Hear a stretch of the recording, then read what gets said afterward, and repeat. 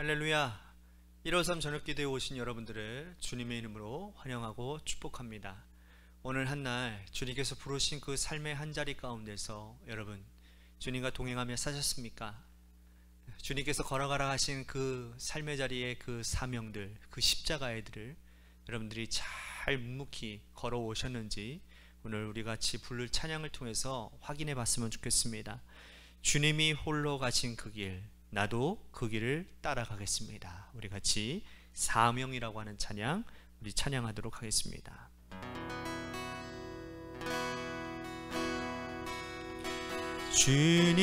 주님이 홀로 가신 그 길, 나도 따라가오. 모든 물과 피를 흘리신 그 길을 나도 가오.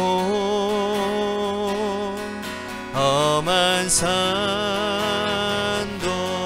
나는 괜찮소. 바다 끝이라도 나는 괜찮소. 죽어가는 저들을 위해 나를 버리길 바라오. 아버지 나를 보내주오. 나는 달려가겠소. 목숨도 아끼지 않겠소. 나를 보내주오.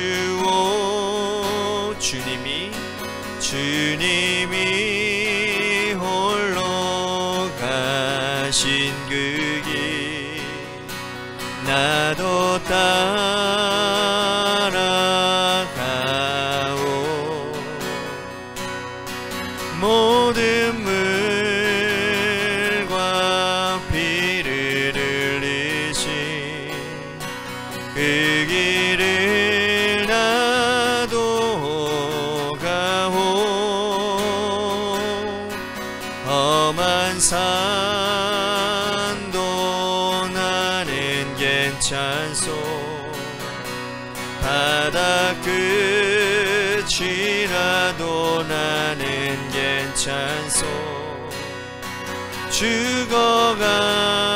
죽어가는 저들을 위해 나를 버리길 바라오.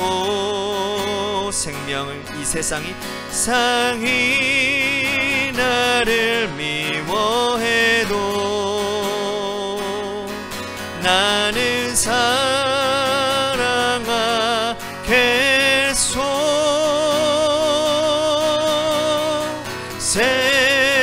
세상을 구원한 십자가 나도 따라가오. 생명을 버리면서까지 나를 사랑한 당신, 이 작은 나를 받아주오. 나도 사랑하오.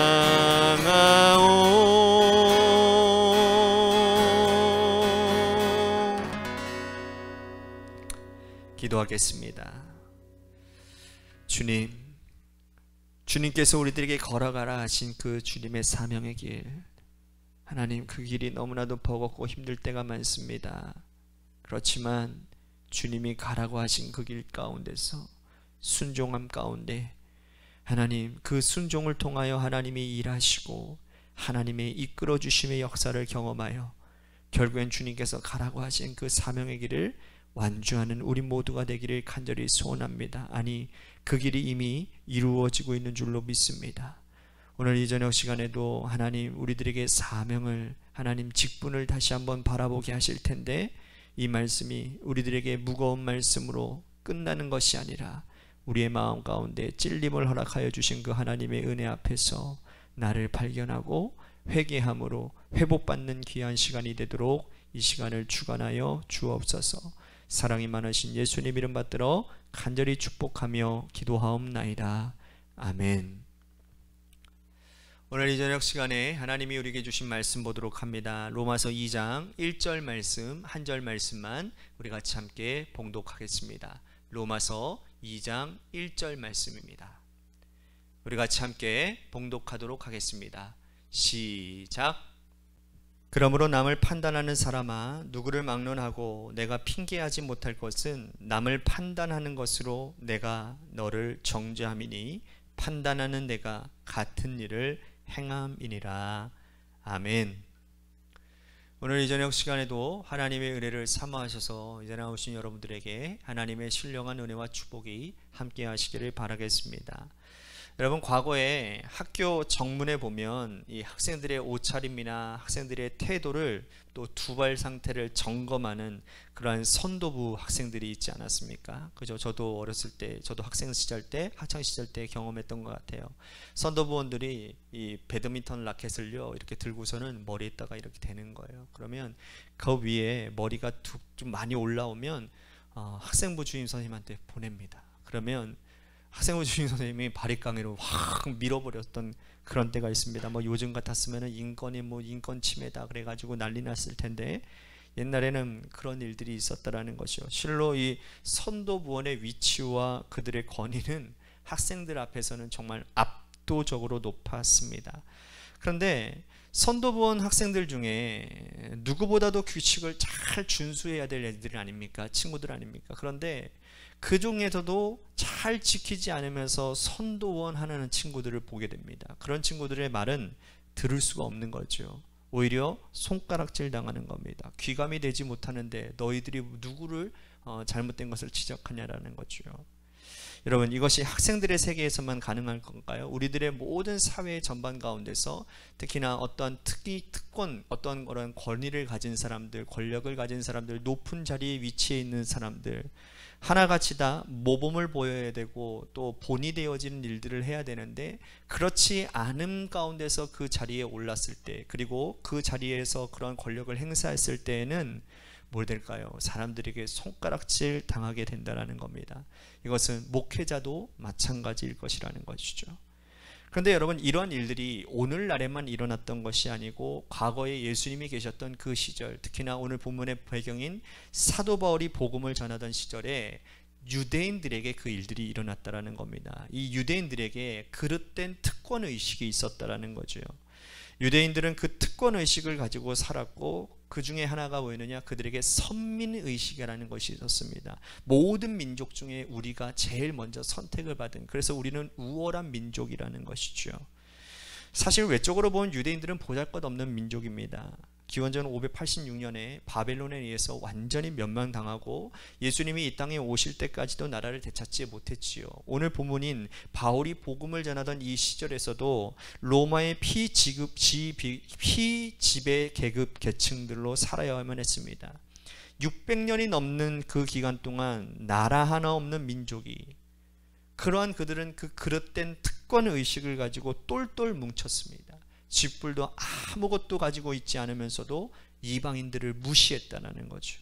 이것이 바로 유대인들의 그릇된 특권의식의 발로였다는 것이죠. 여러분, 그들이 특권의식을 가질 수 있었던 근본 그 이유가 있는데 두 가지입니다. 하나는 율법입니다. 세상에 어떤 민족들이 가지고 있지 않은 율법, 하나님의 말씀을 우리는 하나님께서 우리 조상들로부터 주셨다라고 하는 그 특권의식, 그래서 그들은 그 율법을 생명처럼 사랑했습니다. 또한 두 번째는 할례 언약입니다. 할례는 아브라함 때부터 하나님이 그를 통해서 맺어주신 언약이었죠. 그래서 그 할례를 통해서 너는 하나님의 백성이다, 너는 하나님의 자녀다 라고 주님께서 명하셨다라는 겁니다. 그런데 이들이 이 아브라함에게 그 행했던 그 할례의 유효기간이 지금까지 이어온다고 생각을 했어요. 그래서 그 할례를 받기만 하면 나는 하나님의 백성이 되고 하나님의 자녀가 되고 하나님의 백성에서 떨어져 나갈 일이 없다라고 생각을 가졌다라는 겁니다. 이것 때문에 그들은 선민의식과 특권의식을 가지고 살았다라는 거예요. 그런데 오늘 본문 말씀에서 바울은 이 두 가지를 신랄하게 비판하고 있습니다. 먼저는 율법인데요, 1절 말씀 보십시오. 그러므로 남을 판단하는 사람아, 누구를 막론하고 내가 핑계하지 못할 것은 남을 판단하는 것으로 내가 너를 정죄함이니 판단하는 내가 같은 일을 행함이니라. 여기서 남을 판단하는 사람들은 바로 유대인들이죠. 유대인들은 율법을 잣대로, 율법을 기준으로 해서 남을 판단하기를 좋아했습니다.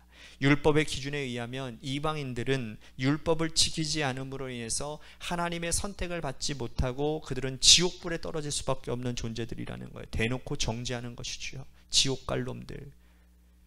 그런데 사실은 유대인들이 하나님의 말씀인 율법을 하나도 지키지 않고 있었다라는 겁니다. 자기들은 말씀을 지키지 않으면서 말씀을 몰라서 지키는 이방인들을 향해 비판하고 그들을 정죄했던 유대인들.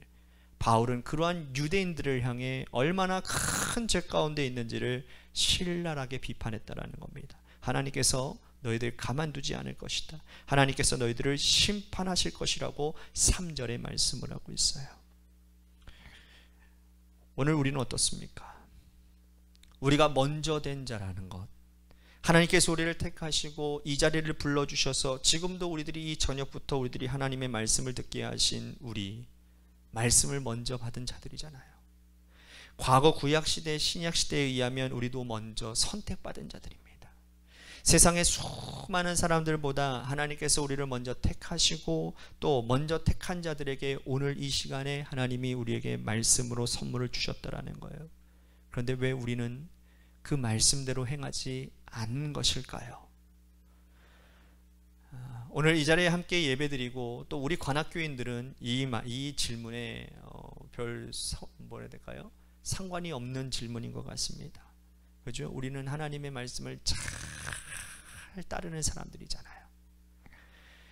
여러분, 하나님의 말씀을 먼저 받는 자들에게는 특권과 함께 동시에 뭐가 있는지 아십니까? 의무와 책임이 있습니다.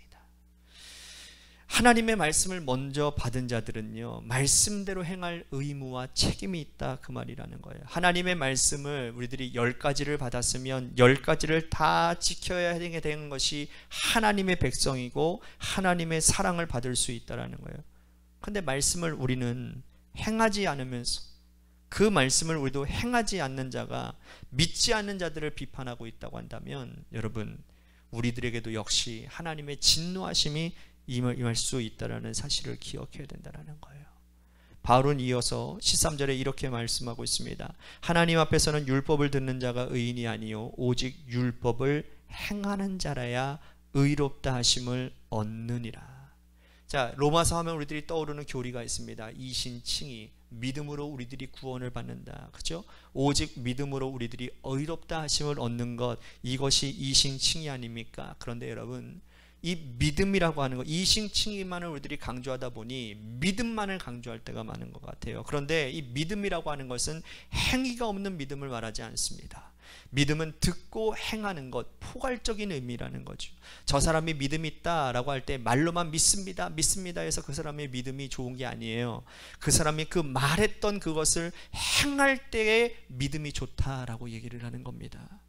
이런 의미에서 우리의 믿음의 현 주소를 점검해 봐야 되지 않을까요? 여러분들은 믿음이 있으신 분들입니까? 하나님의 말씀을 듣는 것을 즐겨하는데, 하나님의 말씀을 듣고 공부하는 데는 행복한데 그 들은 말씀을 우리들이 행동으로 옮기고 실천하고 있는지, 오히려 잘하지 못하고 있는 것은 아닌지 오늘 나의 믿음을 점검해 봐야 되지 않을까요? 두 번째로 사도 바울은 할례에 대해서 신랄하게 비판을 합니다. 23절부터 25절 말씀 보십시오. 함께 다 같이 함께 봉독하겠습니다. 시작. 율법을 사랑하는 내가 율법을 범함으로 하나님을 욕되게 하느니라. 기록된 바와 같이 하나님의 이름이 너희 때문에 이방인 중에서 모욕을 받는도다. 내가 율법을 행하면 할례가 유익하나 만일 율법을 범하면 내 할례는 무할례가 되느니라. 바울은 율법과 할례를 연동해서 지금 설명하고 있어요. 그런데 그 당시에 유대인들은 율법과 할례를 연동하지 않습니다. 다시 말씀드리면 할례 한번 받으면 영원히 하나님 나라 백성이 되는 겁니다. 할례는 살에 새겨지는 겁니다. 여러분, 살에 새겨지는 할례 언약은 한 번 행하고 나면 나는 율법을 행하든 율법을 행하지 않든 영원한 하나님 나라, 하나님의 언약의 백성이 되고 천국은 따놓은 당상이라고 생각한다라는 거예요. 근데 바울은 결코 그렇지 않다라는 겁니다. 율법을 제대로 행하지 않는 자는 육체의 할례를 받았으나 그러나 무할례자라는 겁니다. 다시 말씀드릴까요? 엄청나게 무서운 이야기입니다. 여러분, 우리가 하나님의 말씀을 듣고도 행하지 않았다고 한다면, 행하지 않는다라면 우리의 믿음을 점검해 봐야 됩니다. 아멘이십니까? 우리의 믿음을 점검해 봐야 됩니다. 굉장히 무서운 이야기입니다. 하나님의 말씀을 듣고도 행하지 않는다면 무할례자라는 겁니다. 구원받은 자가 아니라는 겁니다. 믿음이 헛된 믿음이라는 겁니다. 우리 관악교회 성도님들은 다 할례자들일 거예요. 다 믿음이, 진짜 믿음을 소유한 자들이라고 저는 생각을 합니다. 여러분, 한 번 하나님의 백성이 되고 한 번 교회에 발을 디뎌져서 세례를 받고 시간이 지나서 집사 안수를 받고 집사가 되고 더 시간이 지나서 중직에 올라서고, 그래서 중직으로 끝나는 것이 아니라는 겁니다. 어떤 분들은 그런 생각을 하는 분들이 계시는 것 같아요. 직분을 어떤 상으로 생각하는 분들이 있습니다. 내가 여태껏 이렇게 잘 해왔으니까 내가 그러한 보험으로, 내가 그러한 것들을 어떻게 해요? 보상받는다라는 거예요. 그래서 권사 직분을 내가 보상받는 거예요. 그래, 난 상 받았으니까 이제 끝, 그렇게 생각하시는 분들이 있는 것 같아요. 아니에요. 직분을 받은 것은 뭡니까? 그 직분에 맞는 십자가, 그 직분에 맞는 감당해야 될 주님의 일들, 주님의 마음, 그것을 잘 감당하라고, 더 많은 주님의 일들을 감당하라고 주신 게 직분 아닙니까? 그런데 중직이 된 것으로 끝나버리는 사람들이 있다라는 거예요. 아니, 어떻게 하면 장로가 됐는데 어떻게 그냥 더 신앙이 무너지는 사람들이 있습니까? 권사를 받았는데 왜 더 신앙이 무너집니까? 집사를 받았는데 왜 더 신앙이 무너집니까? 목사도 마찬가지입니다. 목사도 목사 안수 받았다고 해서 끝나는 겁니까? 아니에요. 목사다워야 되고 중직다워야 되고 하나님 자녀다워야 되는 거 아닙니까? 목사는 목사답게 살아야 되고 중직은 중직답게 헌신해야 되고 하나님의 백성들은 하나님의 백성답게 살아야 되는 것 아닙니까? 그래야 우리가 하나님의 인치심을 받은, 하나님의 택함을 받은 백성이라고 자랑스럽게 얘기할 수 있는 것이고, 그 모습 가운데서 여러분 세상이 변화되어지는 것 아닐까요? 간절히 바라오기는 한 번 직분은 영원하지 않습니다. 직분 받은 자로 살아가야, 그래야 하나님이 인정하시는 장로, 권사, 집사, 목사가 되는 겁니다. 오늘 나의 영적인 정체성을 다시 한번 분명히 알고 율법과 할례가 결코 떨어지지 않음을 여러분들 기억하시고 연동됨을 기억하시고 온전한 사명자로 하나님 내가 서겠습니다. 오늘 말씀을 생각하며 우리 같이 기도했으면 좋겠습니다. 또 한 가지 우리 같이 기도할 것은 우리 교회를 위해서 기도합니다. 우리 이 마을이 교회요, 그죠? 주민이 우리의 교인이라는 그 슬로건, 우리 관악교회가 이 석수삼동으로 들어가야 됩니다. 교회의 이름으로 사람들에게 와라 와라 와라, 이게 이제는 아니에요. 이제는 교회가 세상으로 들어가야 됩니다. 그래서 이 교회가 교회 이름이 아니라 우리 교인 한 사람, 성도 한 사람 한 사람이 우리 석수 사람으로 되는 겁니다. 석수인으로 들어가서, 석수삼동 사람으로 들어가서 그리스도의 아름다운 선한 모습들을 드러내면 저절로 주님의 복음은 전해지는 겁니다. 그곳 가운데 하나님의 선한 교회 사역들이 일어나게 되는 거예요. 여러분 그거 아십니까? 교회 이름으로 뭔 일을 하잖아요. 그러면 사람들이요 의심부터 합니다. 이거 무슨 꿍꿍이 있는 거 아니야? 그게요 여러분, 그게 진짜로 설문조사에 의하면 80%의 예수 믿지 않는 사람들이 그런 의심을 갖는다고 합니다. 그래서 우리는 빛도 없이 이름도 없이 그런 사역들을 감당하다 보면 자연스럽게 그 복음의 사역들이 잘 이루어지게 될 줄로 믿습니다. 우리 같이 이 일을 위해서 기도하시고 마지막으로 여러분들의 삶의 자리와 여러분들의 자녀들을 위해서 기도하시다가 돌아가시기를 바랍니다. 우리 같이 기도하도록 하겠습니다.